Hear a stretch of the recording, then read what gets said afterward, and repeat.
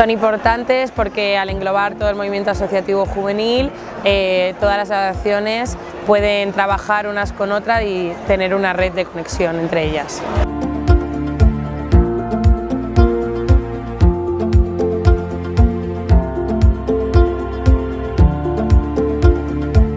Veo a la juventud de futuro con mucho potencial.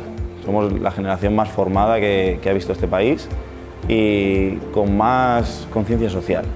Nos interesamos por todos los aspectos, tanto juveniles como de cualquier ámbito social, y queremos más. La gente joven hoy en día busca más formación, busca mejores condiciones, busca poder participar más, y pienso que si todo se condiciona de una forma correcta y se nos deja paso, la juventud tiene un futuro muy grande por delante en este país.